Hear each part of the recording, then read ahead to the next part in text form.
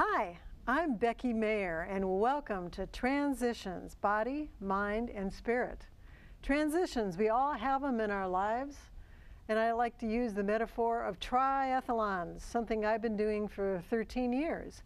In a triathlon, first you get in the swimming part, and then you transition, and then get on your bicycle, and then you transition again into running, and what a great metaphor that is. And today we have a premier running coach who is in Middle Tennessee, who's going to talk to us about his teams in Brentwood, his background, and his secrets on how all you out there can learn to be a better runner too.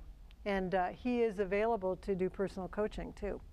So without further ado, Guy Avery, welcome to the program. And would you tell us a little bit about cross country? You coach cross country at Brentwood High School, and it's not only the high school, but it's a Brentwood cross country club, and it's men, boys and girls. Right. So tell us what cross country is and tell us about it. Okay. Well, cross country's run over hill and dale, dirt, grass, any surface. At the high school level in Tennessee and in most high school states, the sport is 5,000 meters or 5 kilometers, 3.1 miles English. Teams compete, varsity teams compete with 7 runners, and the top 5 runners on a team score, and lowest score wins, like golf, because first place is better than 10th place. So you add up the finishing places of all 5 top runners on your team, and that tallies your team score. So that's how the sport works. 5 people running and dividing that up by 3.1 miles. Is that? No, each runner runs the full 5K.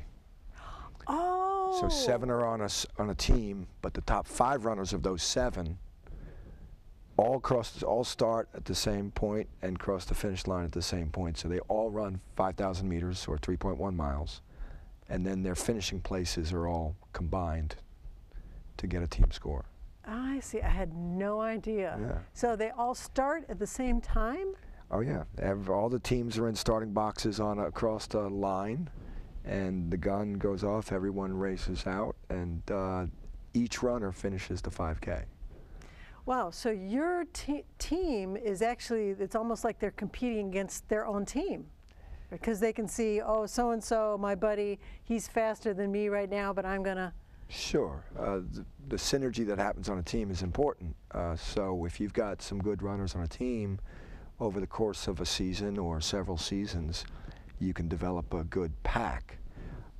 So we don't encourage necessarily competition within the team, but it naturally happens because if there's a couple good runners, they all want to stay up front, just like, you know, wolves chasing after an elk.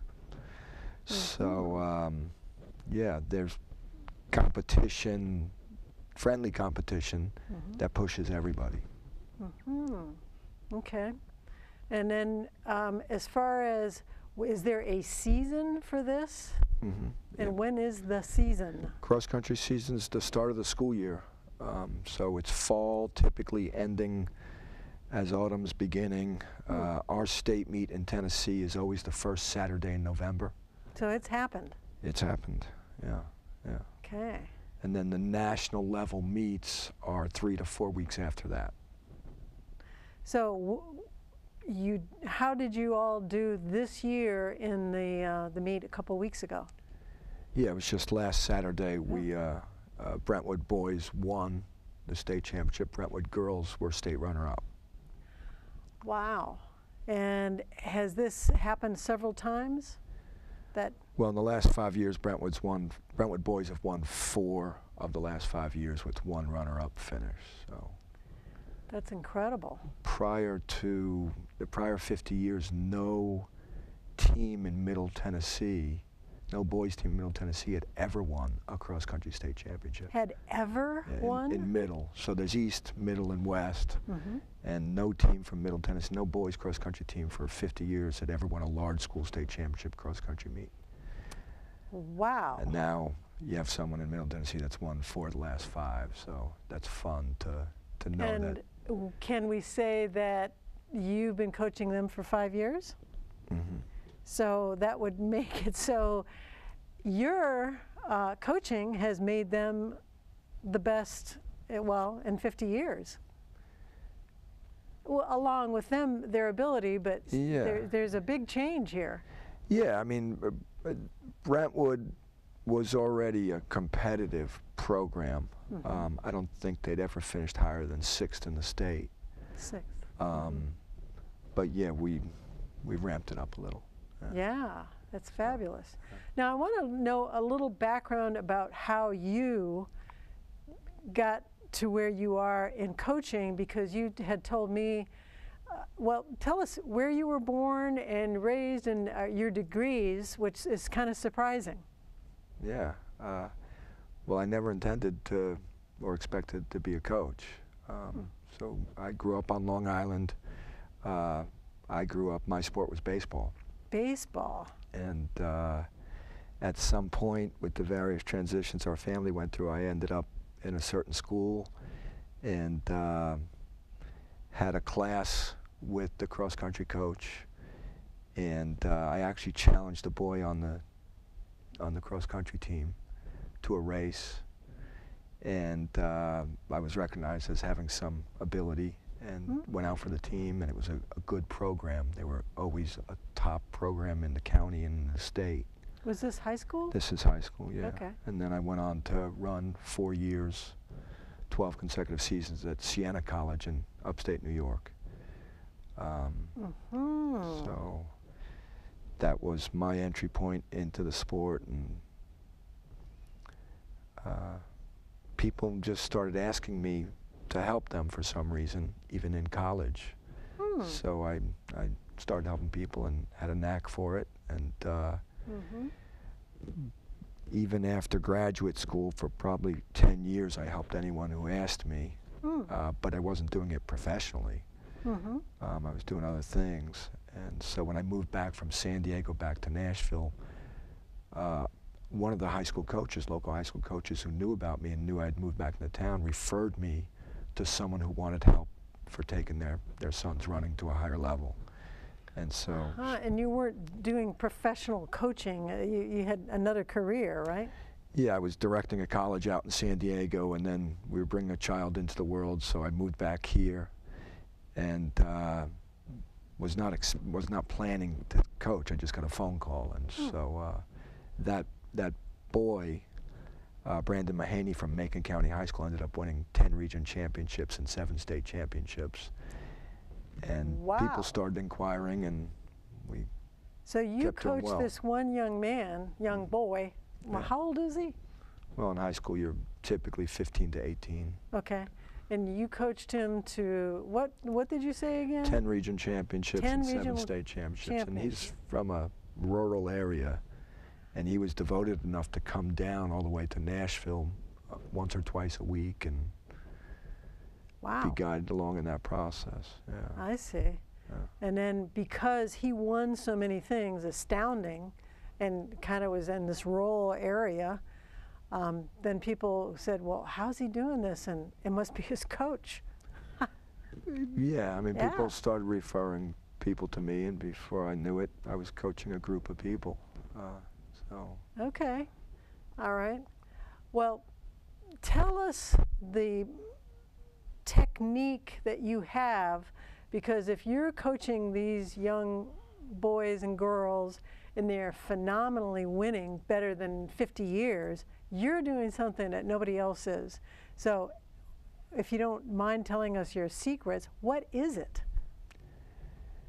Well, first of all, an athlete that is going to call me has already separated themselves from others because they're seeking out help, and so their ambition level's higher. So they got to want to. Yeah, that's the prerequisite for me to help them, but they're distinguishing themselves and separating themselves from the crowd to some degree already.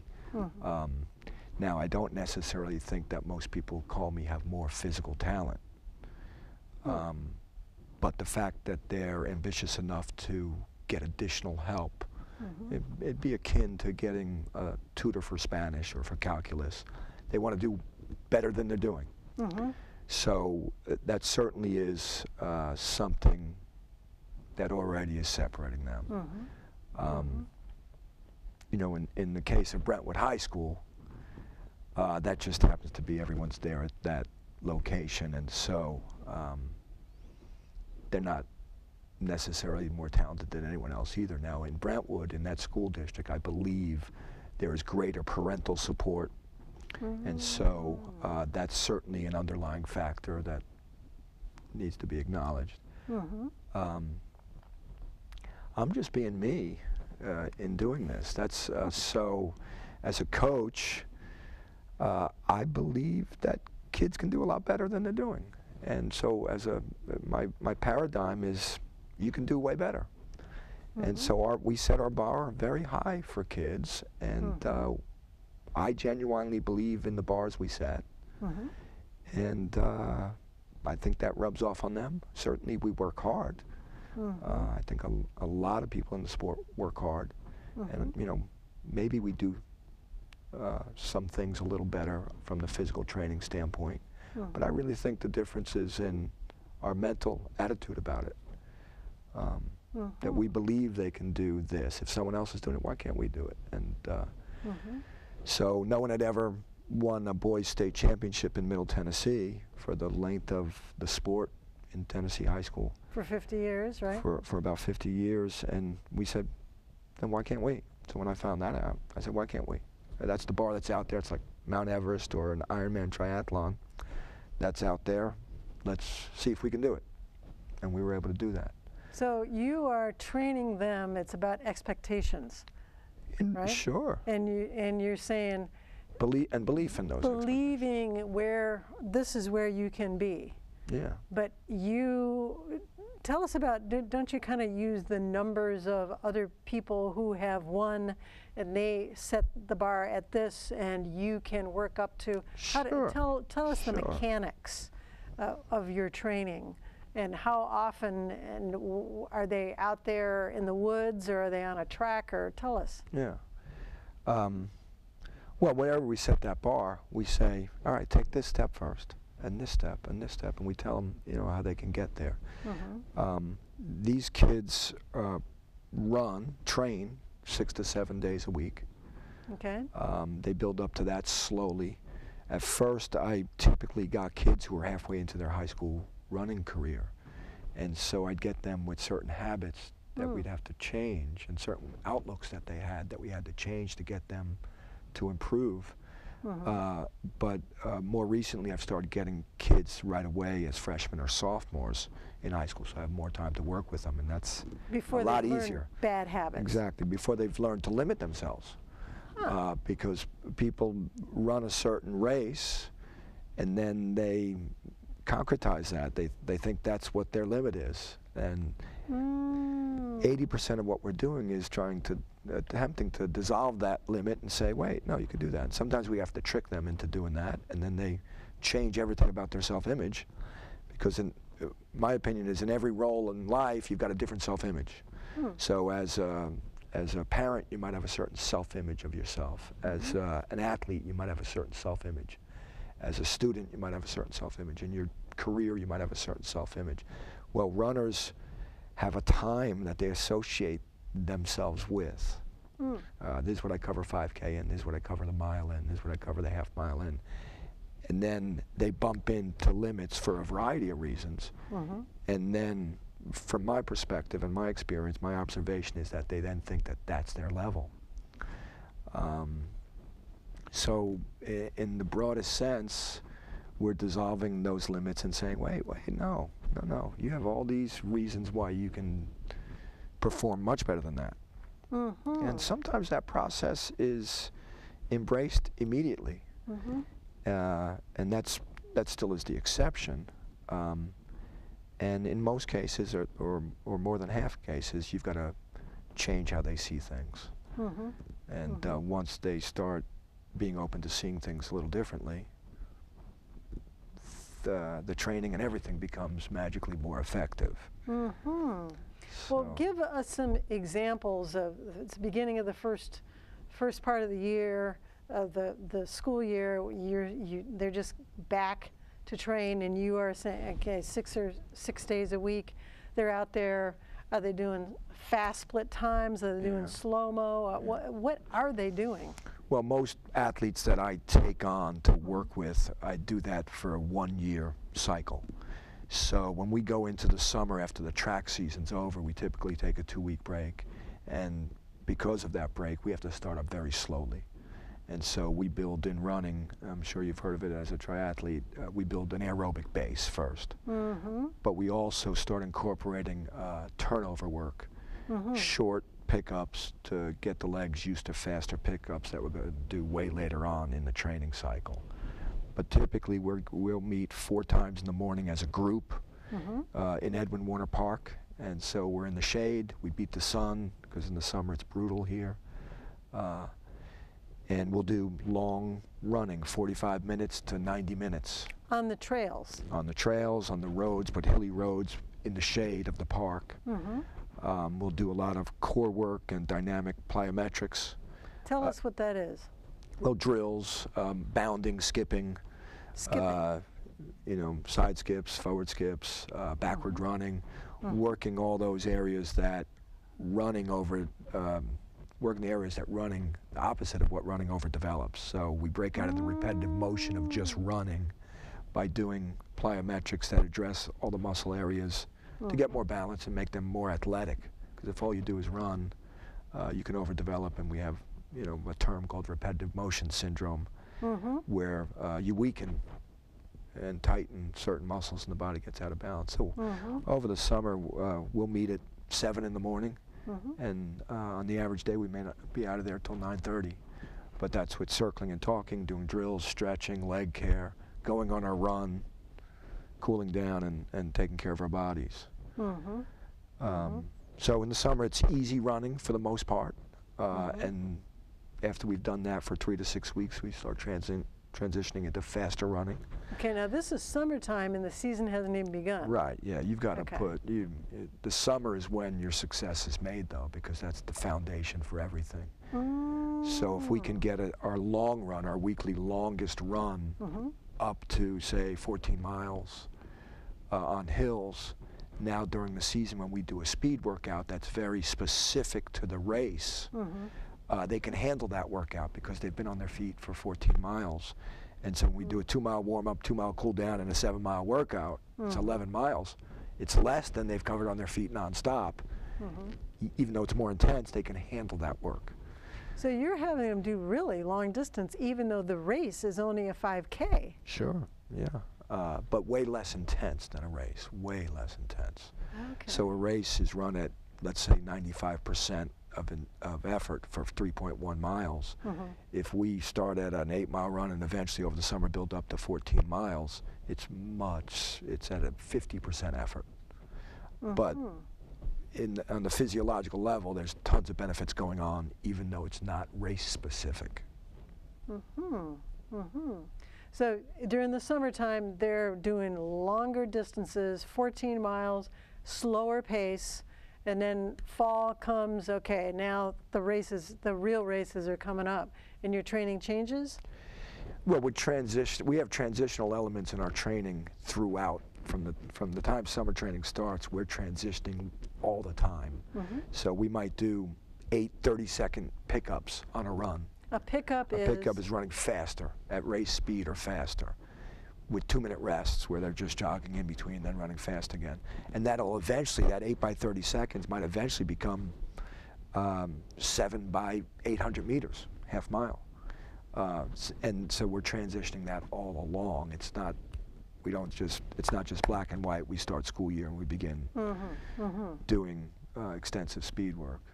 So, and the 14-mile run, that might be once a week. So our average run might be 50 minutes to 60 minutes when we're meeting in the morning. Okay, wow.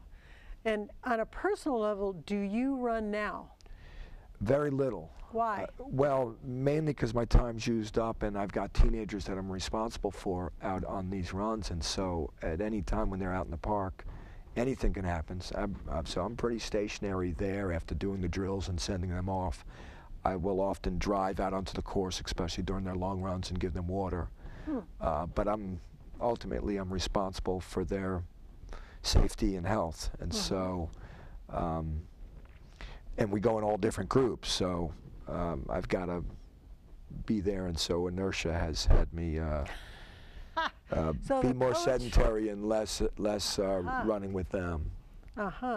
Was that something that was a big part of your life, you personally running? I mean, I know you're coaching it, but for you, was that something that, do you kind of wish that you'd run more yourself? Or? Sure, and I enjoy walking too. I walk a lot, so walking's underrated.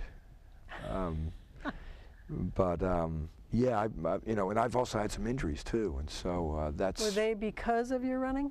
Yeah, running injuries, and so that's also informed my coaching too. And you know, the number one rule we have is staying healthy, because you can't be consistent if you don't stay healthy. And so my mistakes and failures and injuries have made me extremely attentive to keeping the teenage athlete healthy. Right, and what about what they eat? And what about their gut? I know we're going to have your friend Scott Webb talking about gut deals also. Well, just like trying to dissolve their self-image, we do our best to inform them. You know, most people who are athletes think that they eat healthy, and what may have been healthy 50, 60 years ago is certainly not the state of the food that's available today. So what do you tell them to eat?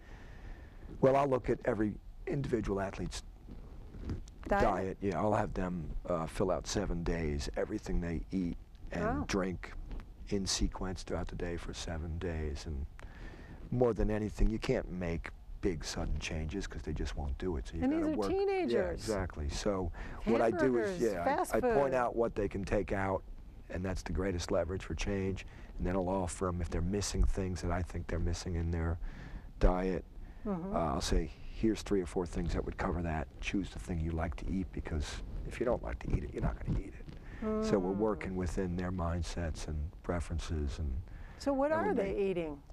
Are they just doing the, you know, I think of hamburgers, and, you know, are they actually cooking, or is mom and dad cooking? Yeah, I mean, for Brentwood kids, I would say in most situations you have a family dinner. That doesn't mean that they're not opening a can of vegetables and not eating fresh vegetables. I mean, a lot of these athletes are eating mostly processed foods. Processed foods. When I meet them, and we do our best to educate them, many make significant dietary changes. And we feel that's one factor. You know, I wouldn't call it the main factor, but it's certainly one of the factors. We want to keep them healthy, we want to keep them injury-free. If we can do that, they have the energy to run, and then they're consistent. And consistency over time, if they're doing things correctly, are going to aid their success. So. And so you have your next meet coming up, right? Yeah, in 2 weeks we go down to Cary, North Carolina with the Brentwood Cross Country Club, which are the Brentwood high school kids in the club team. And we race the Southeast U.S. Championships. Southeast 12 states. 12 states. So you have all the state champions like us from Tennessee towing the line, and 2 teams make it from those 12 states to the national championships. And then how have you all done in the past, did you say, on that? Well, we qualified 5 years ago in 2011 for the Nationals and placed 17th. The next year we had an individual from Brentwood make the national championships. In 2013 we won the Southeastern United States Championships, and then went to the national championships and were 3rd in the country. And then in the country? That's amazing. No wonder your phone's been ringing off the hook. Results. Yeah, that was a great group of kids that put 3 years into becoming that good. There's probably 15 to 20,000 high schools in the country, and so it's certainly a standard deviation or two above the bell curve there. Yeah. And does it give you a personal thrill that your team? Oh yeah, I mean, I love going to races. I love preparing to race well. I love working individually with kids to get them to, raise their horizons and how they see themselves, and I take a lot of satisfaction just empowering them. And I'm going through these kids' lives at a time that's very an interesting time. I mean, if you take a picture of a kid freshman year, and then when they leave my care 4 years later, it's typically night and day, and there's just tremendous amount of change that's happened. And it's got to filtrate not only for running, but their self-image. It's got to make them feel better about them in so many ways to develop their confidence. Yeah, and so that's one of the benefits of sports. Here we are, adults, setting up these games for kids, whether it's on a baseball field or basketball court or tennis court or wherever. And we're saying, here are the rules, play these rules, and we watch and support them and cheer them on. And it's an arena, it's a learning laboratory. And so it doesn't have to be cross country or track, it could be any sport. The arena gives you an opportunity to become empowered, more confident. So it's an opportunity for them to learn and grow. It sounds like it's really empowered you. And this was something that you didn't even set out to do, but it kind of has come to you because you're very, very good at it. Yeah. So I'm empowered by it, and I love it. Yeah. So I look forward to seeing these kids every day, and I'm so excited when they race well and see their own excitement. They must be excited to please you. I mean, that's part of pleasing the coach, and you got to be tough on them and give them love and expectations, and boy, is it ever working. And then you are available to coach individuals too, right? We're going to have your phone number on our credits. And do you ever coach adults? Well, I used to coach adult marathoners. And I did groups with that if they were training for Chicago or New York City or Boston. But as I got that first phone call and started working with the teenagers, I began to gravitate in that direction, and so less and less of the adults and more of the kids. Yeah. Wow. Well, Guy Avery, thank you very much for being on our show. You're welcome. I think we've all learned a lot, and thank you for Transitions.